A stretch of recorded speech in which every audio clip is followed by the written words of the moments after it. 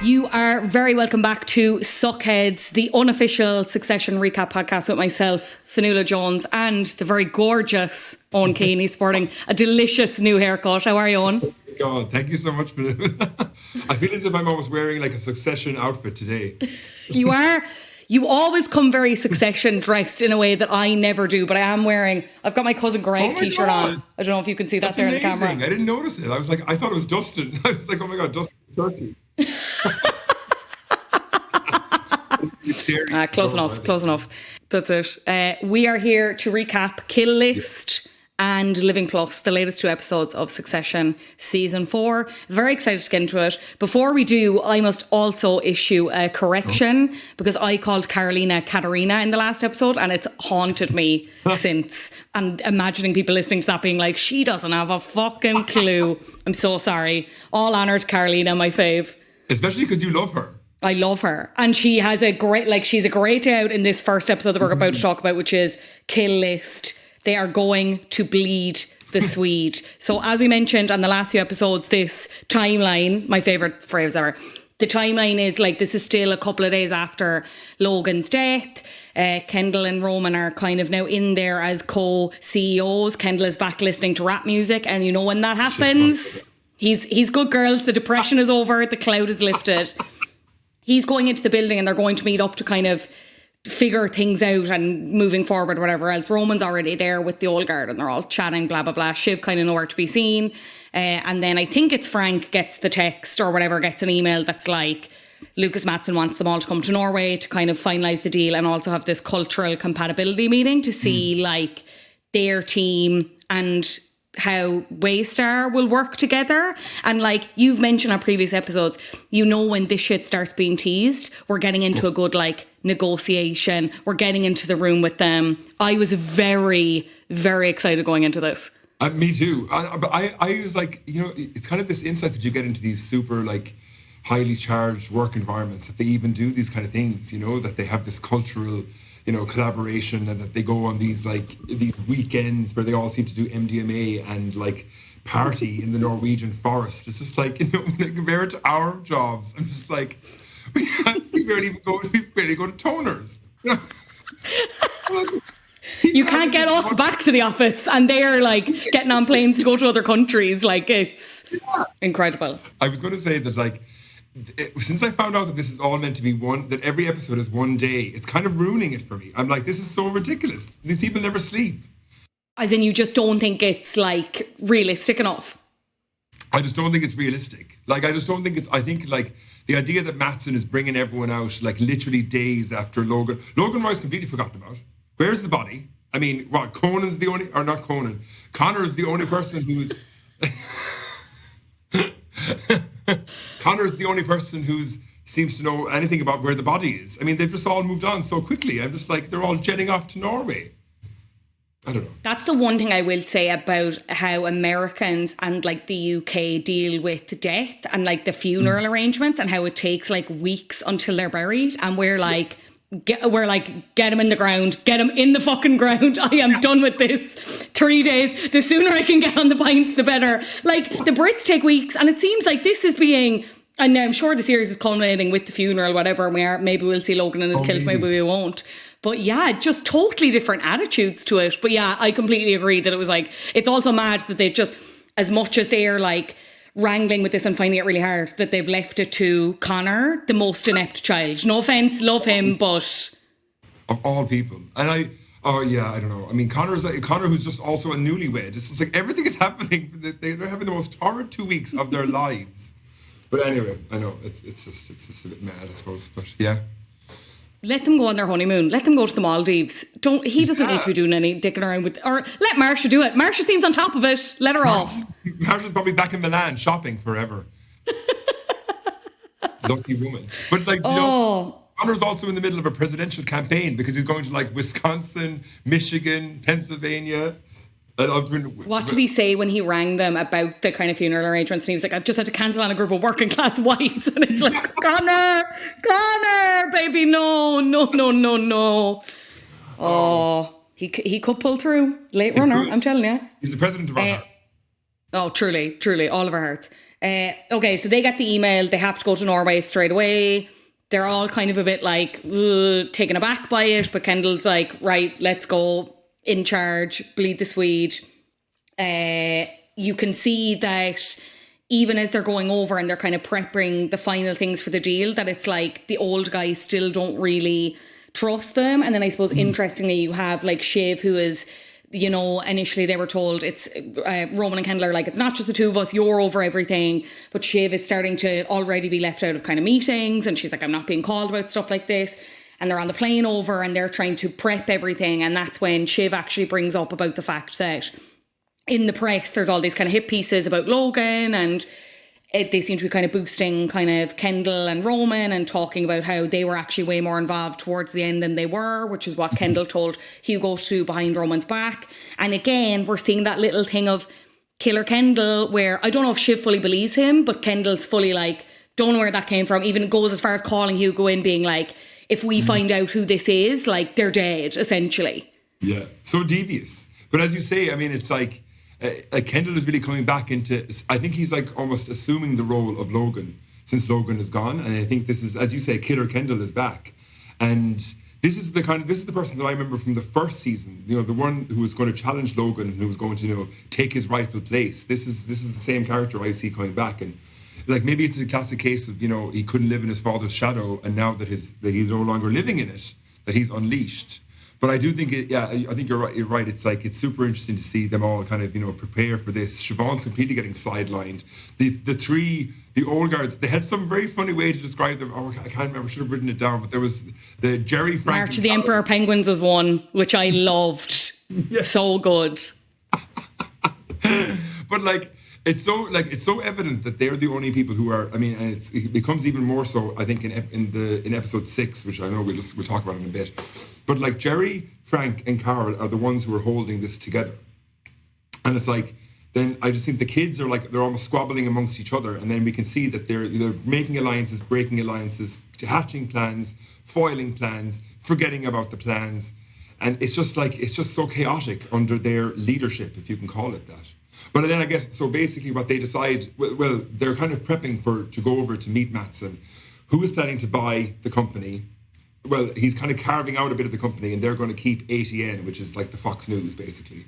And this is, the ATN is kind of almost the jewel in the crown. It's also what was closest to Logan's heart. So I guess there's more of a sentimental value with it as well. So then they're kind of, you know, they're going over on the plane, and they know that they want to get $1, what is it, $1.47? A share is what they want to aim for, or $1.44 if I'm not mistaken. Yeah. And then this is what they have to go. That's basically what they have to, you know, that's their negotiation. That's what they have to get at after all this back and forth with Matsson, and they know it's going to be a really tough negotiation. And also they're going to his. I always think it's very symbolic that they're leaving basically their grief and going across the world to Norway, which is always also the weirdest of the Scandinavian countries, let's be honest. Don't alienate the Norwegian listeners, Owen. Yeah. No, it is weird. Sorry, guys, it's weird. It's weird. They're so fucked. They're going to Norway. And then, you know, you go, it's almost like this James Bond villain place, you know, that there's like a birds, you know, one of those cable cars, which I do not trust, going up to bring them up to, you know, this up in the sky, almost like an eagle's nest. So it's always very symbolic. And there they have to wait. And I thought that was again where we saw it very much, you know, where we saw Kendall and Roman band together and also leave Shiv behind, because when they went up there, they went in, it was kind of like a private negotiation between Matsson and the two brothers, Kendall and Roman. And Shiv was left out with the Emperor Penguins, Jerry, Carol, and Frank. And by the time they came out and they finished their, you know, tete-a-tete, Shiv had already gone down, which I thought was again very symbolic. So yeah, I thought it was super interesting to see the interactions between Matsson, who is, I mean, Fionnuala, you can go into this, but like has to be one of the weirdest people on TV. So strange. The lack of shoes, just his behaviour, as we'll get into later on, that he shares with Shiv. But you mentioned like some of the good lines about the kind of groupings and the people or whatever. Another one that I missed the first time around, but I rewatched ahead of recording this. At one point, Greg and Tom, before they get on the plane, before they're in Norway, they're talking about like, because this is when we start talking about like the kill list and who would potentially be sacked if this deal goes through and Matsson takes over, and that's why he wants to meet the teams as well. So Greg's talking to Tom and he's like, are you worried? And I'm paraphrasing, but Tom's essentially like, no, I'm not worried about Matsson, but I'm worried about the cast of Bugsy Malone over there killing me off, talking about the siblings. So good. So good. Oh, yeah, so good. I suppose that's that's the name, where the name the kill list comes from, because basically when two companies merge, they can't keep everyone. So they need to decide who the strongest are from both, from the American company and Matsson's company. And then we get, like, I think it was Jerry who gave this great pep talk that they're going to go conquer the Vikings, and that, they're all cushioned with their social security nets, and, that the Americans really are the fittest and that they'll come through, which I thought was really, it was interesting again that it came from Jerry. But raised by wolves, she says. So good. But sorry, on Norway, right, and on that surrounding, was it not very like Centre Parks for people who are interested in cryptocurrency or something? It was all very wooden. Like, it gave me Cabu Cabins vibes, no? They don't make it actually look like that enticing or appealing. And as you mentioned, they're all there kind of drinking and having fun, but it's like, it just seems like the most stressful holiday ever. If I arrived there, I'd be like, oh great, I'm going to get murdered. Fantastic. Yeah, a lot of woodland. To a crime scene. And then the reason that we all know Alexander Skarsgård, who plays Matsson, was because he used to be in True Blood. And I was like, this is where a vampire would live. I'm telling you. Suki and Bill are about to come out from behind a tree, and just knives and forks are clinking like. I felt as if it was like one of those places they're all going to, like, it was very Midsommar, which I suppose is probably ruined. Yes. But like, I felt as if they're all like, oh, drink the mead, and then suddenly there'd be like an orgy where everyone gets stabbed, which is not how I want a business meeting to go. Not how you want a business meeting or an orgy to go. Not that I know, have never been, but would assume you don't want to be stabbed at the end. Either. You don't want to be stabbed at the end of either of those. Anyway. Yeah, so as you mentioned, negotiations begin, and it's initially Matsson, Kendall, Roman, and that's when Matsson drops the bomb. He's kind of fucking around with them initially, but then he's like, no, like, same deal, I want ATN. And Roman's like, no, like, we're not into this. Kendall is a little bit more willing to hear him out. And again, this is where you see how the two of them are kind of dealing separately with both the business and their grief post Logan dying. Like, Roman hasn't pre-grieved in inverted commas at all. Roman is still really struggling with this, and I think he sees selling ATN as a betrayal. I think he ultimately agrees with Shiv, what Shiv says later about ATN being a toxic asset. I don't think he actually has any interest in it. He talks about bringing ATN and Pierce together, which is like so funny. I keep forgetting that they've bought Pierce, and that happened literally at the start of the season, and it's like, lol, this little TV network that we've just forgotten about. It's crazy. Yeah, the matriarch of the Pierce family is still in her Napa Valley winery. She's like waiting for the Logan Roy's funeral. She can go and like pour champagne over his coffin with the billions she's ever getting for his children. She's refreshing like her banking app, just waiting for the direct deposit to hit. Like, just we've all any minute now. We've all been there, babes. We've all been. Truly. But Kendall is very much like, okay, we'll go talk about it. The old guys are very impressed that they're after getting this mad big number. I think at this point it's like 180 per share is what they're after. And they're like, the old guys are like, that's incredible. Jerry's really impressed. Carl and Frank are really impressed. Shiv has already gone down, as you mentioned. She doesn't really care. She's out in the woods being at one with nature, and she comes to them and is like, I'm after hearing this rumour that Jared Mencken has this like direct line to ATN. That's really bad. Jared Mencken, like the candidate for the presidency. He's like the really far alt-right guy who Logan like selected as his candidate for the presidency. But as you say, he basically has a direct line with Sid, who is head of ATN News, and that's, yeah, as you say. But like, my question is, ATN is such, like, Shiv is so right, it's such a toxic asset. Like, it's obviously, I think it's obviously based on Fox News, but it's turning into like propaganda TV, and it's you can see, and again, it's kind of discussed in the 6th episode as well, how its bad rep is affecting the other parts of the other factions of the business, and how it's just getting completely out of control, and that they're going way to the right in a way that's just completely ridiculous. So that's when we start to see how Shiv is like, let's get rid of it. It's a toxic asset. And Shiv has always been kind of like, she's not left wing by any means, but like she's always been a little bit more centred than the two lads. And again, I think this is where like you see the differentiations between them and the similarities that they each kind of share with Logan. Like she is very similar to Logan in some ways, but politically they were never ever aligned. Like she really thinks this is abhorrent when she says it to the lads. And Roman's kind of like, I don't care, like doesn't really care. Kendall doesn't even really seem to take it in because he wants to tell her about the deal, and I think he's more excited about this new deal and getting it over the line. But then, as we said already, they tell her, they're like, Mattson wants ATN, and she's like, grand, get rid of a toxic asset. The lads are still a bit like, I don't know. Like Roman's very much like not here for it. Kendall's thinking, because we can see he's loving steering the ship. He's loving being the person in charge. Like he is back. He's got the Jay-Z on. He's got the shades on.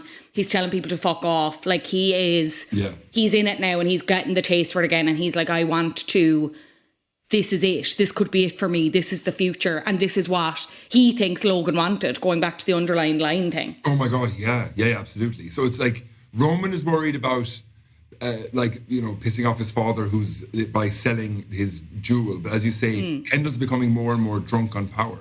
And I think he makes some comment as well in this episode where he's like, I am already rich. I don't need this deal to be rich.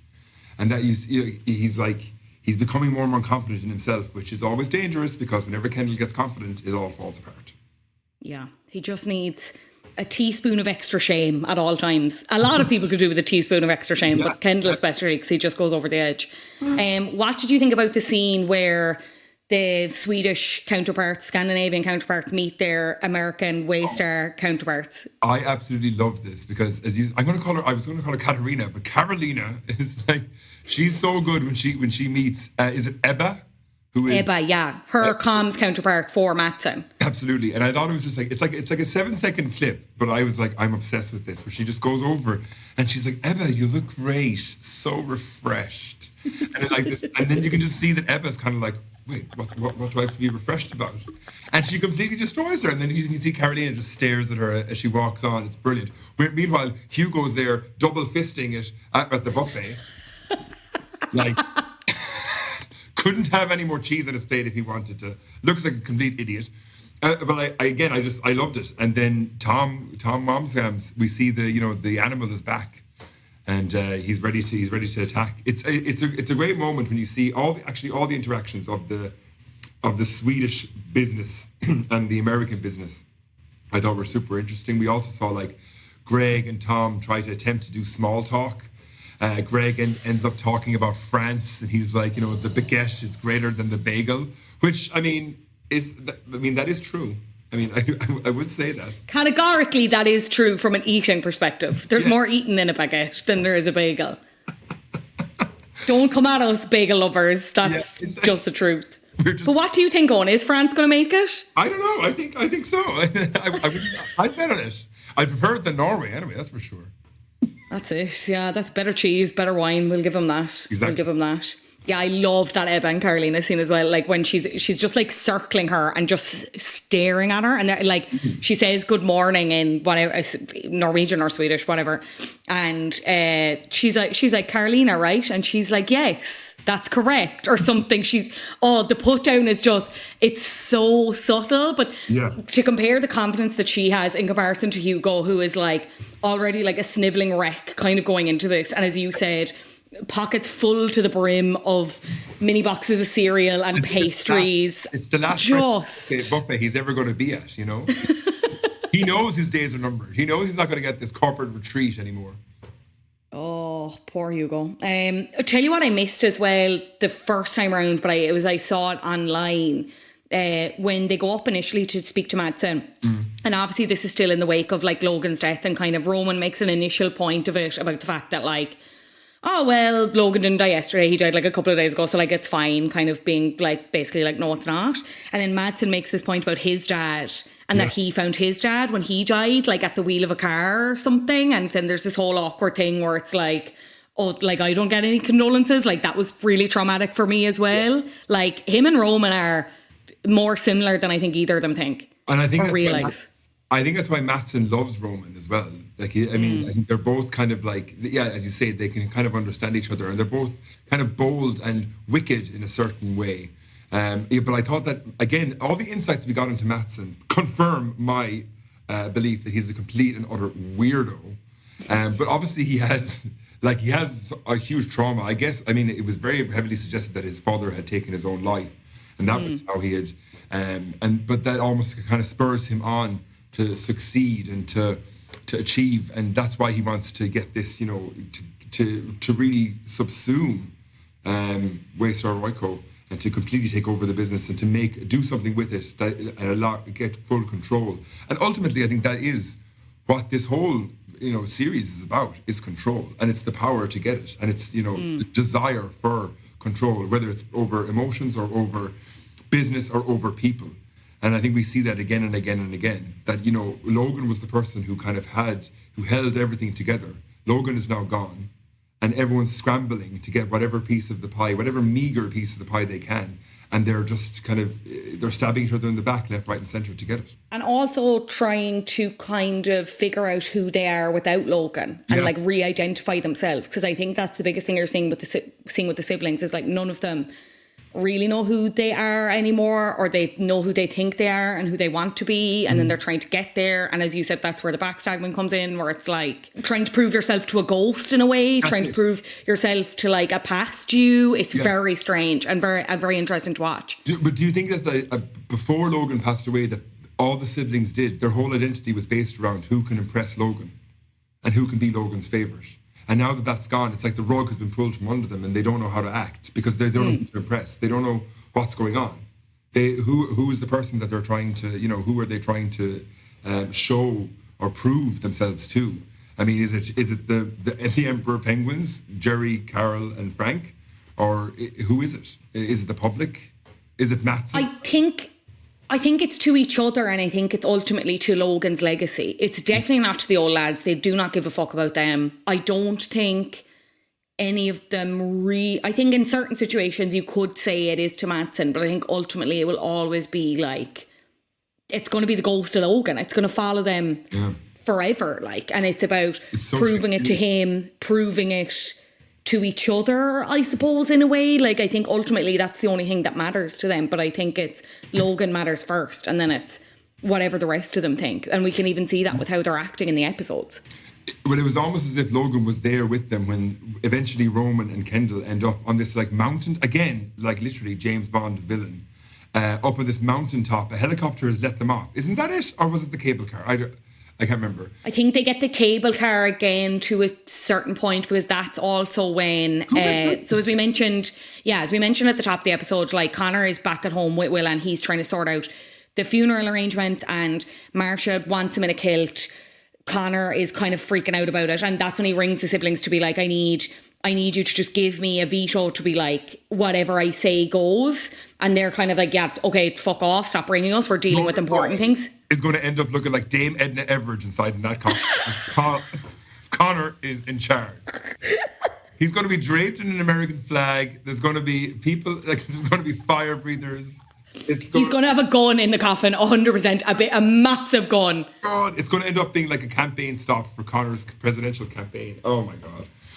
Anyway, sorry. It would be a better idea than whatever the fuck he was doing prior to this. But yeah, anyway, he rings them and he's like, and that they get him off the phone, whatever. And that's prior to the initial first negotiation. And now we're at the kind of second negotiation. And again, it's just the two lads. They're going up in the cable car. And Roman gets a text from Connor of, we're not shown this, but what we can presume is Logan's body in the kilt, to be like, is this okay? Because he talked about it on the first phone call. He was like, I can send pictures. Roman's like, no, do not send pictures. He does it anyway. Roman is fucking rattled.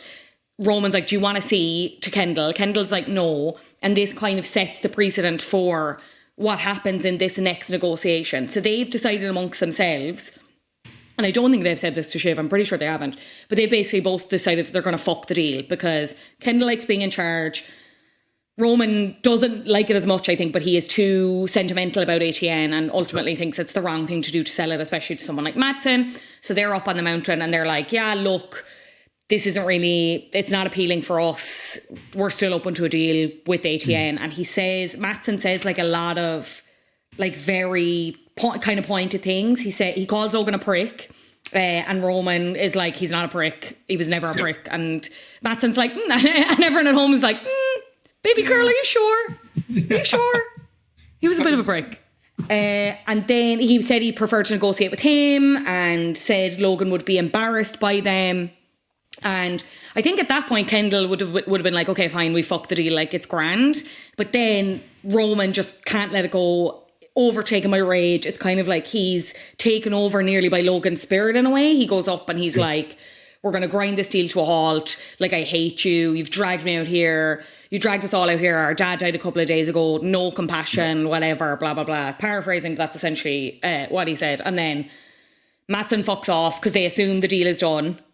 Yeah, but did you notice that all the time that Roman was giving out to Matsson and being like, you dragged us out here, you've neatly fucked us over, that Matsson was peeing?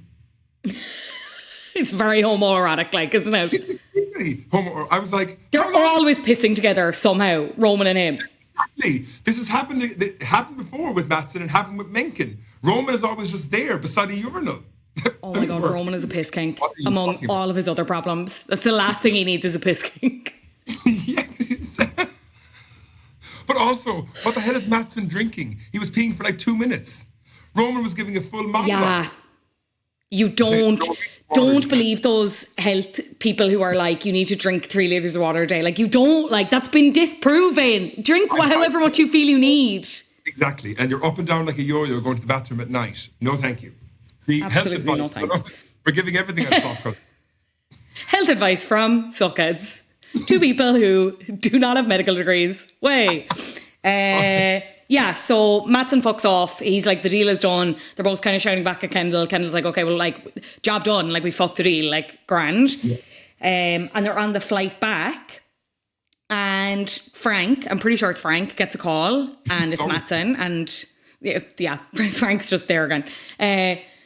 It's Matsson. And he's like, do you want to talk to 2 lads? He's like, no. And they basically get a new deal in. And it's 192, which is like another bump. Astronomical. Like, everyone's like really impressed with them. Well done, guys. Good job, Kendall. Good job, Roman, etc., etc.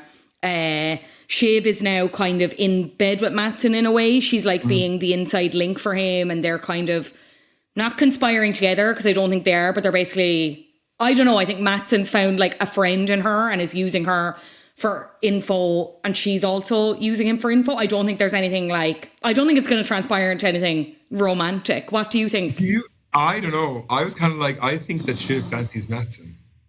And like, we all saw him taking off his jumper. I don't, Shiv can't be blamed. Despite the fact that he takes 2-minute peas, he has a lot going. And he drains his own blood and sends it to his ex-girlfriends, which he did reveal in that episode. Do you remember when Shiv and him were talking? Yes. So while they're like partying, and at one point there's like a really good couple of scenes where they're like kind of enjoying the downtime. Like, there's a few of the lads in the sauna, and then we get a party scene and everyone's drinking, and Shiv is back in Madsen's room with him, and he offers her a line. I'm pretty sure she doesn't take it again because let's not forget, Shiv is pregnant. She has a glass, but they're not drinking, I don't think. I thought she drank the whiskey. And then I was like, maybe... I wasn't sure.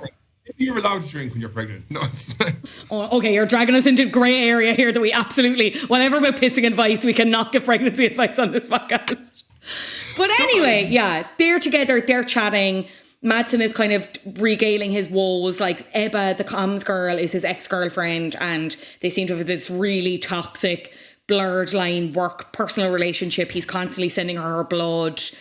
He's kind of half looking for advice on that. It's mad. Imagine making a pros and cons list for like dating Matsson. Imagine going to the girls, the group chat, and being like, guys, I've met this guy, Swedish, hot like you wouldn't believe. He took his top off in front of me, but Pisses like a racehorse. And keeps sending me his blood. Bit weird. No?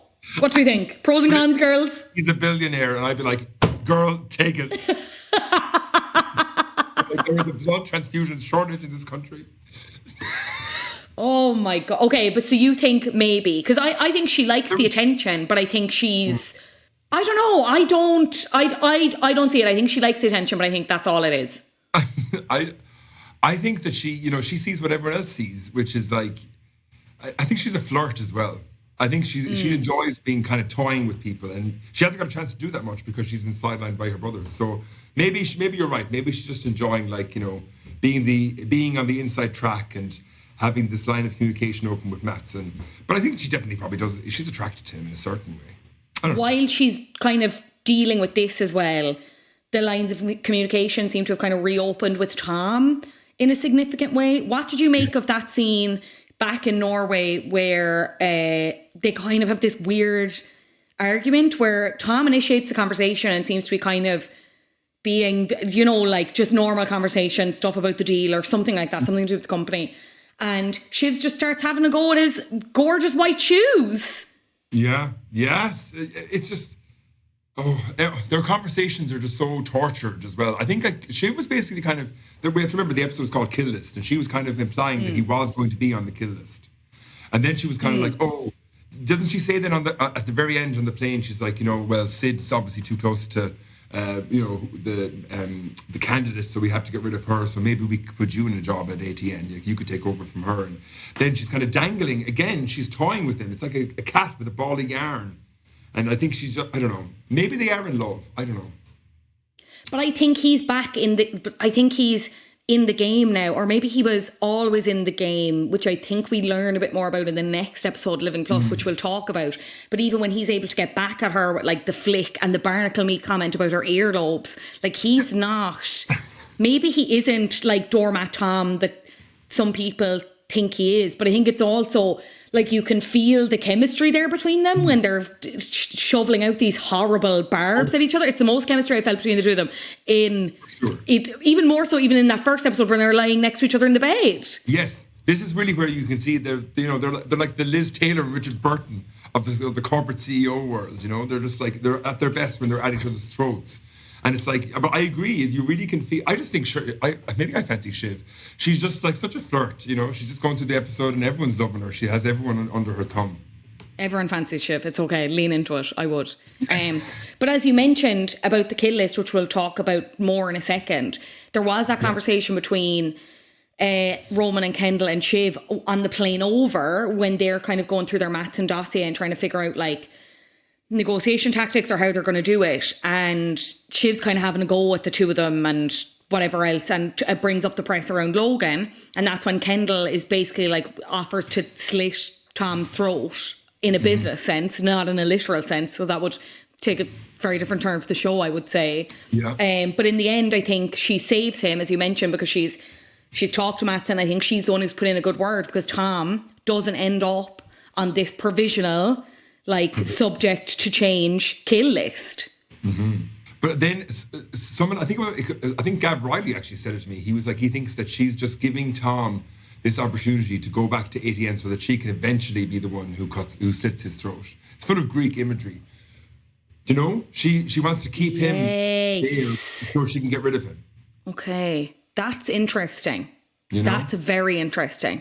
I'm not sure I fully buy it just because of the next episode, but I agree. I don't know. When he said it to me first, I was like, oh my God, that makes perfect sense. But then in episode 6, we see them get really close to each other and like almost fall in love again. I know we'll talk about it in a few minutes, but like that's where I was kind of like, okay, maybe I do believe in their love story, you know? But then is that not the ultimate betrayal? Like reeling them back in and then say sayonara, single mama, a single mom who works 2 jobs, who loves her kids and never stops. Peace out, Tom Wamsgans. Fuck you. Imagine if Shiv comes back with a Reba haircut. I would like to see it. I would like to see it. Do you think that because Shiv has done a very good job of keeping this pregnancy a secret, is she still pregnant?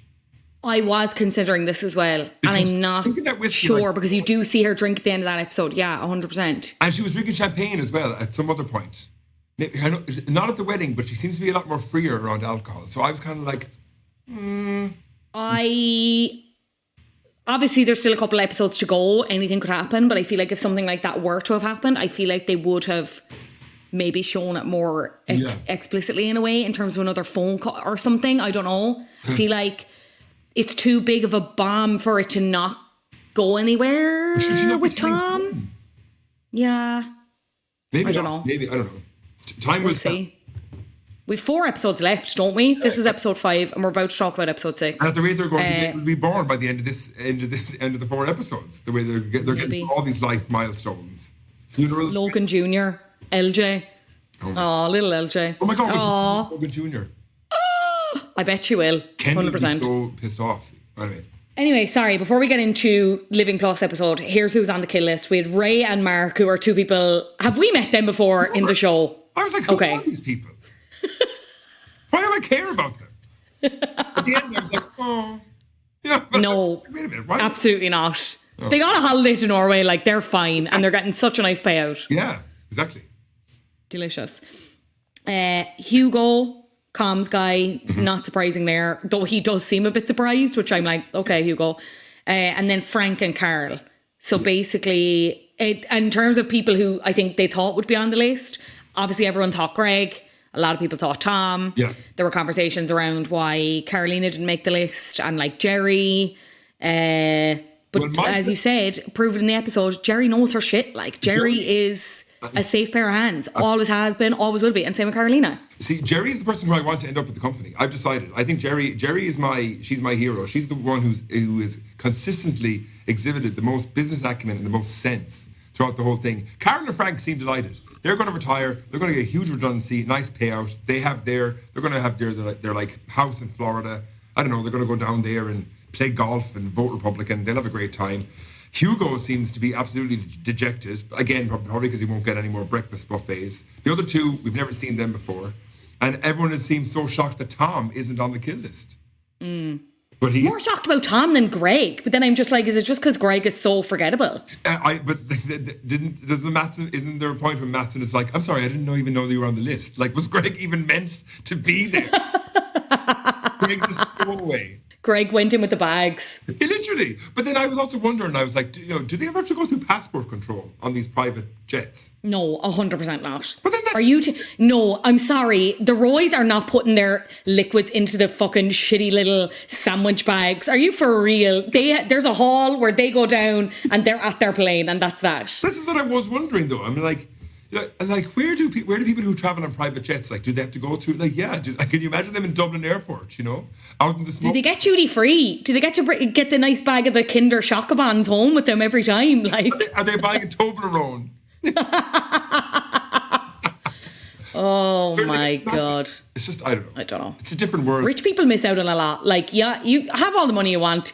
You can never take away my little treat in the airport from me. Absolutely. Burger King in Dublin Airport. It's, it's a ritual. Delicious. Okay, let's talk episode 6, Living Plus. Well, this episode, what is going on here? Again, we're supposed to believe it's kind of like the next day again. Seemingly, I don't know. I'm not getting into the timeline again, but yeah. It opens with them watching, or Kendall specifically watching this pre-recorded video of Logan talking about this concept around land cruises. So it's basically like a cruise, but you're on land, which again, I was struggling to get my head around this. So it's kind of like, again, this episode is not sponsored by Centre Parks, but like it's Centre Parks meets Emerald Park, R.I.P. Mr. Tato, meets Netflix, meets some kind of retirement home. It seems like a retirement prison. It's basically it's a retirement home where all your needs are met by some machine that's in your like basically like Alexa. As far as like okay. So see, like you should have been on that episode because you would have explained it more simply to me. You should have been given the presentation. I got really confused because, like, as I said to you about before we started recording, there was like a lot of business jargon, and I was like, "What is going on this?" Like, I didn't do business for the Leaving Cert. I didn't do economics. I did geography, and look where it's got me, hosting 2 fucking podcasts. Oh my God. Yeah, I will say, I did enjoy this episode, but it was heavy in the content, figuring out the kind of how we're going to push this, whatever. And at some points it lost me. Yeah, I was very... But as I said... I had the lads with me, so at some point I was like, pause. I was like, what's happening? And someone like, it's also one of those shows, like if you go on your phone for even 1 second, which I always do, you get completely lost. I was like, wait, what's happening? Who's talking to who? So anyway, I'm just a bastard to watch TV with. But anyway, go on. That's why I'm presenting a TV podcast. We're both extremely qualified. Anyway, as I said, the episode opens. Logan is talking about this. It's this video for an investor day that was planned, but Logan obviously RIP'd, as we already know. So he does not get to give the presentation or this video, but he's talking about these Land Cruises.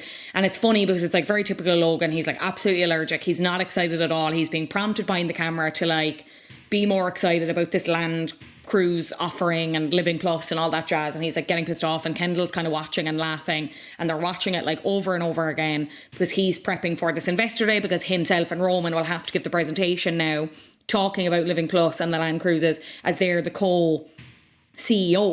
And again, you're seeing kind of Shiv continuing to be squeezed out and getting frustrated by it. Like, what do you think is... Because obviously there's a whole other subplot then with Tom in this, and she's still in contact with Madsen, but she's not like fully fucking the lads over to Madsen. Like, she's still in. Like, what do you think is her plan at the minute, business-wise and with the company? Is it simply just biding her time? So I think there was a few things that I thought in this first scene. So what we see here is like, you know, the video of Logan prepping for this presentation, but then completely losing his temper with the people behind the camera, with the makeup lady. And I thought that Kendall was like, this is a perfect video to release to the public to show how much of a monster he was. That's what I thought it was happening at the very start. Oh, yeah.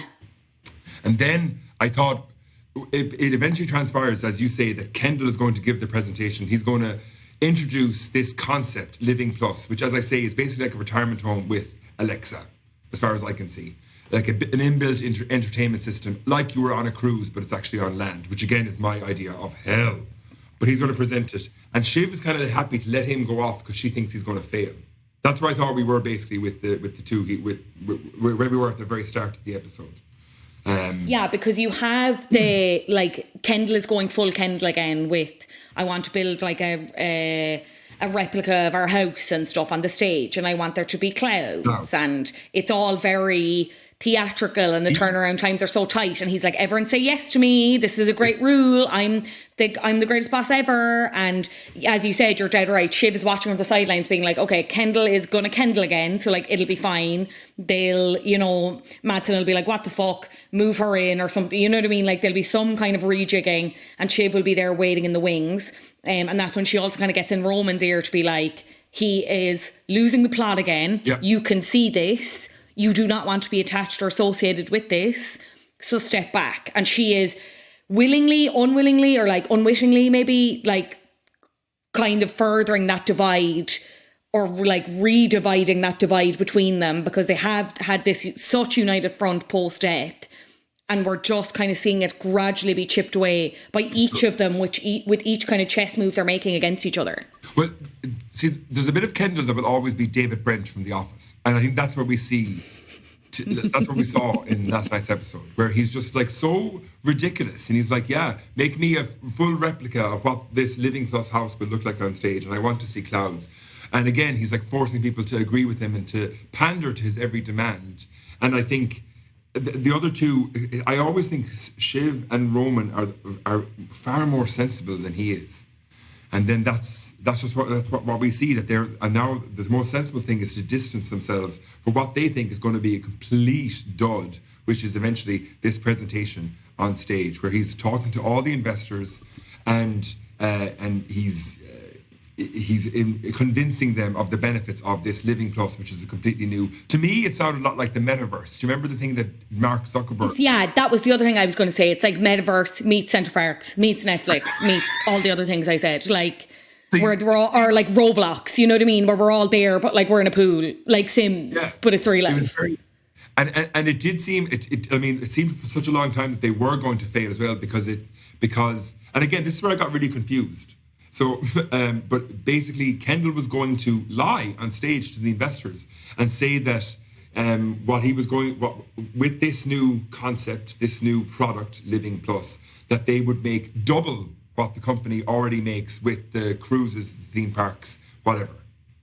But that seemed to be a complete lie. And then we see Greg going behind the scenes and he's asking the guys to edit what was said, edit Logan's presentation, which was already recorded before his death, to make it sound as if he was saying, oh, we're going to double the profits or whatever, something that isn't true, which is lying to your investors, which I think, from my very basic understanding of business, is not a good thing to do. Yeah, that's also, lying, bad. Yeah. Lying equals bad is what from my vague, from my school education, does not seem good. But then you had these scenes where Kendall's like meeting with the lads who actually know the numbers, and he's trying to see what we can squeeze out of them, like find the truth in the data to use to like present the best numbers, and not like the things that are actually maybe true or a true reflection, that aren't like great, that aren't snazzy, that aren't like sexy. And that's again when you have prior to the presentation, and at this point Roman's pulled out because Shiv's gotten into his ear. Roman's like, you can do it, I believe in you. Kendall's got these matching jackets made, and that kind of killed me. I was like, this is so pathetic. Kendall, what are you doing? Especially Roman pulls out. Roman's like, the jacket had CEO on the sleeve. Did you see that? I was like, oh my God, he's... Yeah. Who does think he is? Top but Gun? it's like a little space bomber jacket. Like, you'd get it in pennies or something. Like, it's... Oh. He obviously saw Top Gun and was also impressed by Glenn Powell. I don't think... Oh, God. As someone who cried at Top Gun, same Kendall. There's just something about male relationships and friendships on screen and planes. What can I say? Oh, anyway, sorry. Roman's pulled out at this point, and Kendall's kind of having a mild banger going on stage, and Carl corners him. Carl's the CFO, so like chief financial officer. And this is the time where we get like a real reaction from Carl, and something we've never seen before, where he's like, paraphrasing, but he's like, if you go up there and you put up fake numbers, like, you're done. Like, I do not say shit up there that I can't stand over. Yeah. And then he does it anyway. Like, and it's interesting to see the reaction from Carl, and Carl even say it, be like, you know, I had to put up with your dad for so long, and you can see that he doesn't have the same level of respect or fear for Kendall. He's like, fuck you, and if you go up there and do this, like, you're dead. Like, I'm done with you. Yeah, I was so impressed by Carl, who, as you say, is the chief financial officer of the company, because he literally goes up to Kendall and he's like, don't you fucking dare do this. And he can match him, like, you know, move by move. He's like, what are you going to do? Fire me a week after taking over the company? It's going to look like you're absolutely panicking and you know, you're getting rid of all the talent.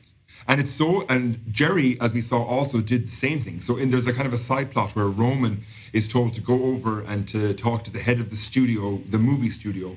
And my understanding was that he was meant to go over and kind of like butter her up and try and, you know, motivate her to do better. And then he ends up just having an argument with her where he feels somewhat emasculated or challenged in some way. And then he just decides to fire her on the spot. And then Jerry confronts him.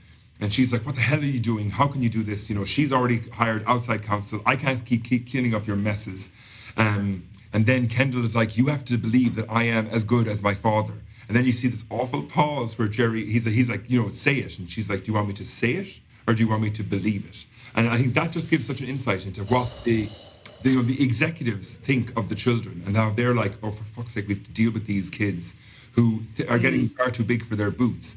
And then I think Jerry calls Roman a weak monarch in a dangerous interregnum. And I was like, what a fantastic turn of phrase. What the hell does that mean? You know, it was like, it was amazing. And I was like, wait, pause. Perfection. What does that mean? And then Roman goes and he fires Jerry. And that really got my back up, because Jerry is my bae. We know what happened the last time Roman fired Jerry. Someone died. So who's dying? Oh my God. Someone's dying, Owen. That's it. You like, your tongue shall not stand over Jerry. Jerry will strike with a sword, whatever that expression is. Every tongue that rises against her shall fall. It's so... Yes, thank you. That was much better than whatever the fuck I tried to say. Oh my God.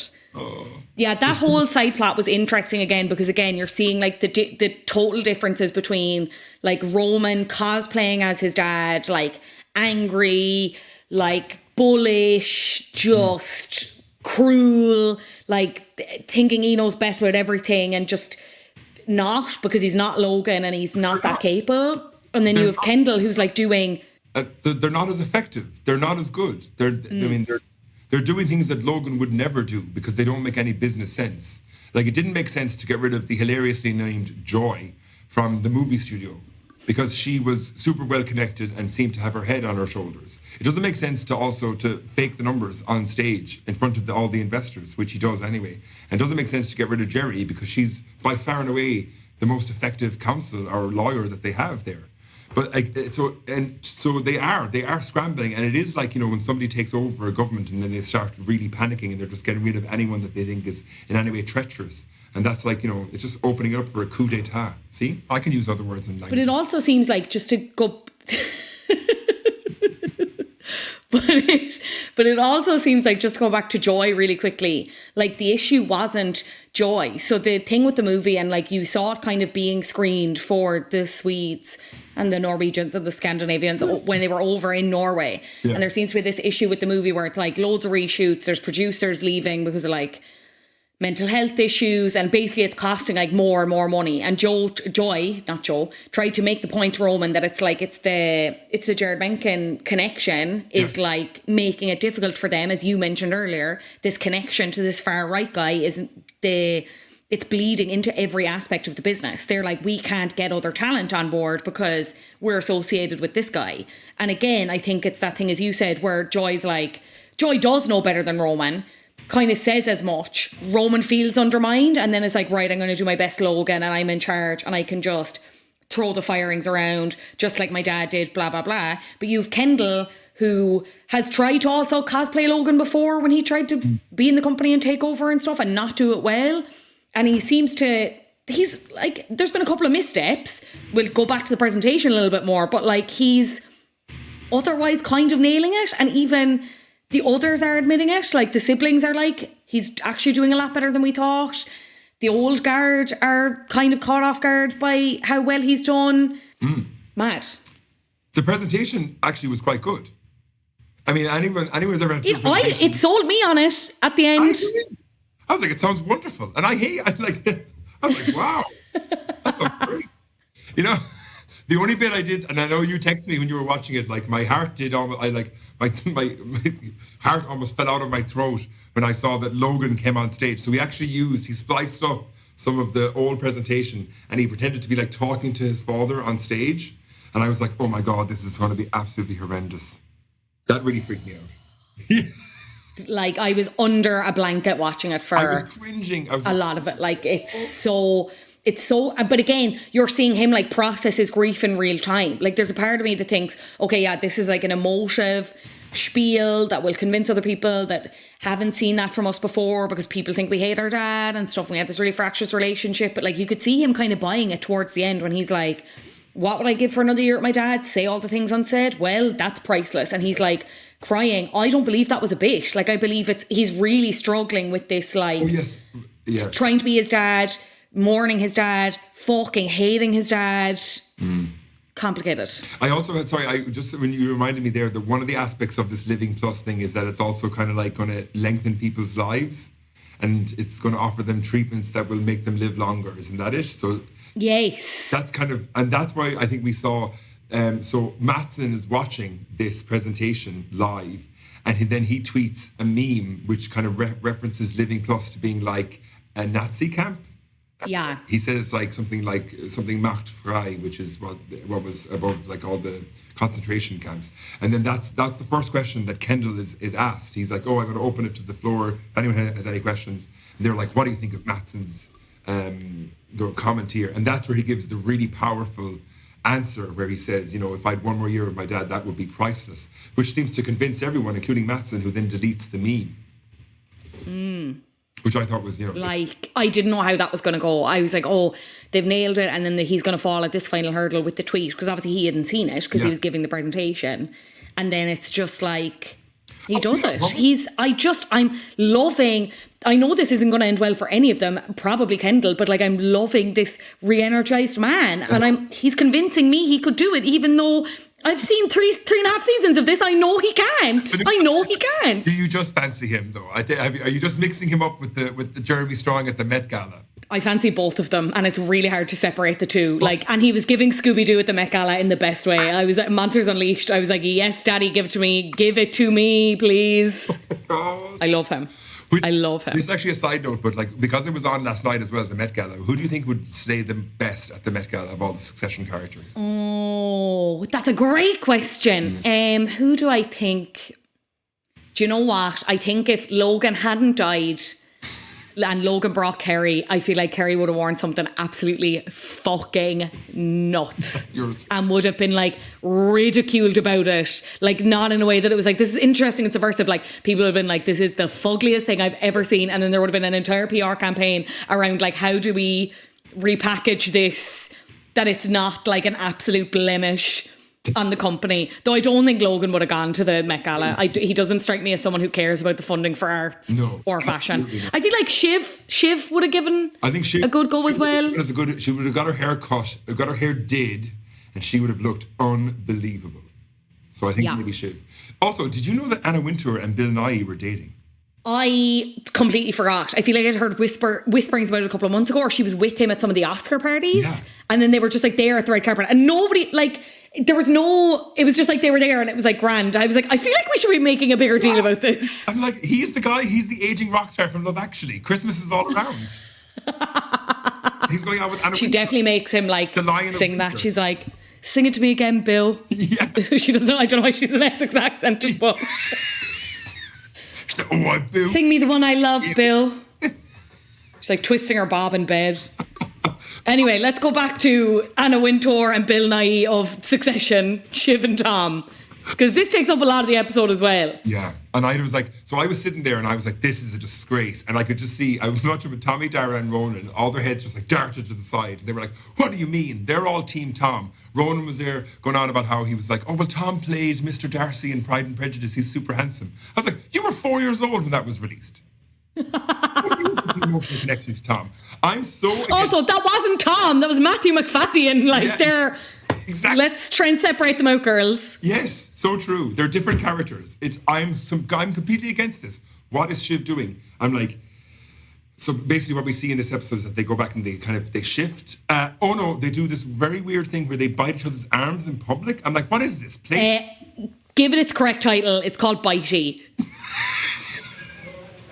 I kind of love this because we saw at the end of the last episode, she's like asks him to go for dinner and there's we don't get an answer, and then we see them back here. It is a bit of like a head fuck because it's like they're back here and it seems like they're sleeping together again. Oh, it's just great. Was it literally just off that one meeting they had pre-Bitey where she's like finds a meeting room to have 45 minutes where she's like scheduling her grief. Tom accidentally walks in on her and they have this like really intimate moment. And are they just immediately shagging then after that or what? I don't know, but they definitely were shagging by the end of the episode because they had the classic, what they do in the TV episodes where the guy's fixing his pants and she's putting her.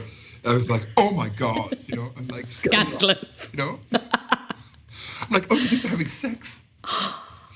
But you think it's a bad idea? Because idea. Why do you think that? I would never forgive Tom for what he did to them at the end of season 3 when he betrayed to Logan. And I thought that Shiv, but maybe, I don't know, maybe she's pregnant and she's like, okay, I need to get back with them. I just think he's weak. I think Tom is weak. I think he's sniveling and he's a suck up. Sorry, I'm getting really into it here. Yeah, you're very cross. I don't normally feel this. I love it.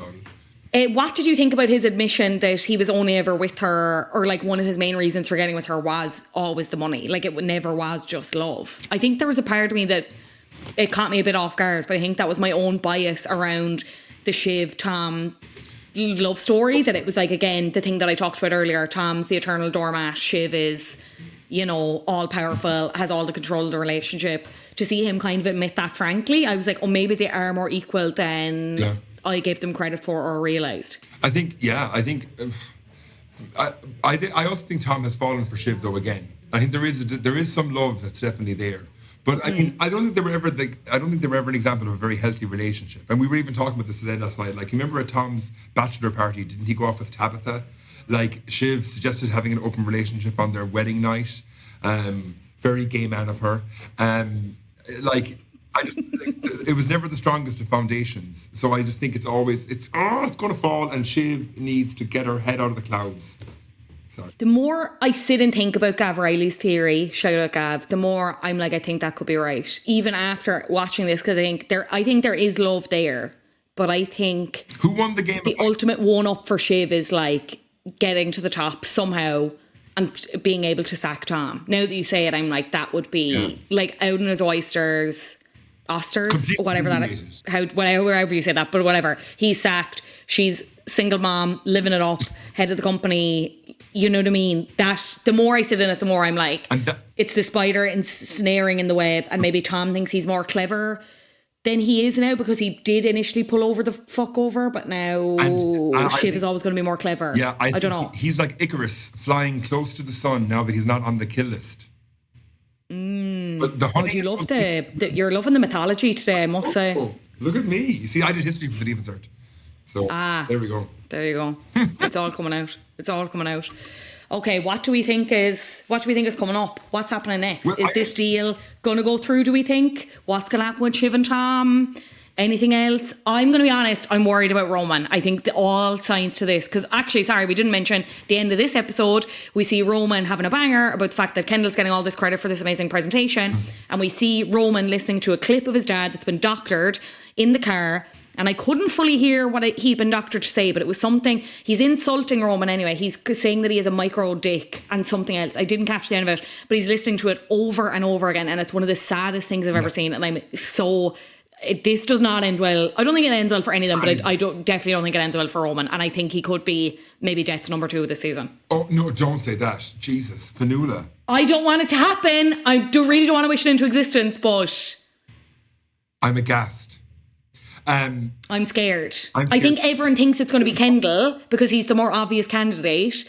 But then, I don't know. What do you think? Well, Kendall was living his eat, pray, love moment at the end where he goes into the sea and like swims. But like, does it ever end well whenever Kendall goes into water?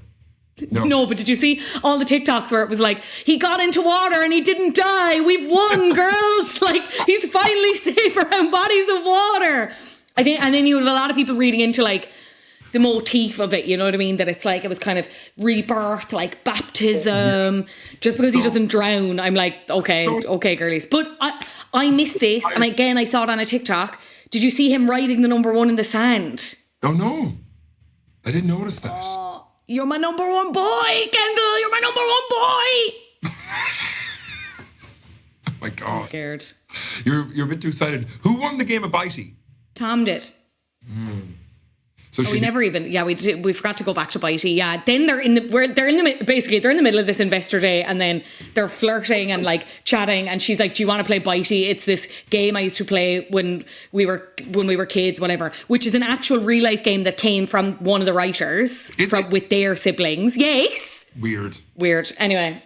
But I was like, you're in public. Like this, like the investors here are just they're either blind or they're stupid. Like, that's what I couldn't get over. They're in this big group of people and they're like arms linking, biting each other at full pelt. Insane.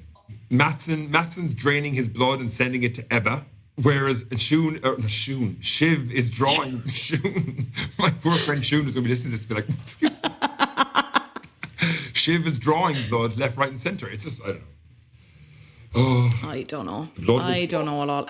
Sorry, before we go, I don't know if you saw the clip as well where they're talking about shooting that scene and Sarah Snook's like, yeah, I actually didn't find it that painful, and Matthew McFadden's like, yeah, no, it was really painful. Guys, just gnawing the arms off each other, like literally, you know. Oh. Anyway, any final predictions before I let you go? No, but I think there's like a few more episodes coming up. I actually had forgotten. You're right. The funeral is probably going to be one of the last episodes because that was in the trailer. And then also we have a board meeting, don't we? Yes, I forgot that. Yeah, I fucking live for a board meeting. It's going to be class. Oh, it's going to be so good. Big shoes. Big shoes. Big shoes. Big shoes. These when he episodes have kept to on fill. repeating big shoes, I was like, oh my God, it's like watching Kerry doing her audition, but just like times. I was cringing so bad. Smiling about fires and natural disasters. Oh, I hope we get to see Kerry again. I miss her a small bit. One of my friends, this is a real side note, I was watching the news and there was like a thing about a tornado. And they were like, oh my God, tell Darren he loves extreme weather events. And then he ran into the kitchen. He's like, I do love extreme weather events. Jesus Christ. He's the Kerry of Poor Darren Connolly. You're getting rinsed here, the poor lad. What a specific thing to love, extreme weather events. Anyway, Owen, what a pleasure as always. Owen Keane, happy to have you here. Yeah. Well, you can be the Shiv and I'll be Tom. How does that sound? Okay. Okay, you can't see this, but he's biting his arm. It's weird. This has been the third episode of Succheads, the Succession recap podcast, unofficially for season 4. You can watch all episodes of what? Sponsored by Centre Parks. I wish. I'm definitely not now. Oh my, I'm going to be on a list. No, I actually haven't. I was invited down to the spa day or the press day for the spa, and then I couldn't go. Oh. Yeah, not to brag. It's too little time, Fionnuala. Okay, fuck you. I'm done with this. This has been Succheads. All episodes of Succession can be streamed on Now, and new episodes Monday nights on Sky Atlantic, 9 p.m. I'm pretty sure. I usually watch on Now, so I don't actually know. And we will see you again in 2 weeks. Bye.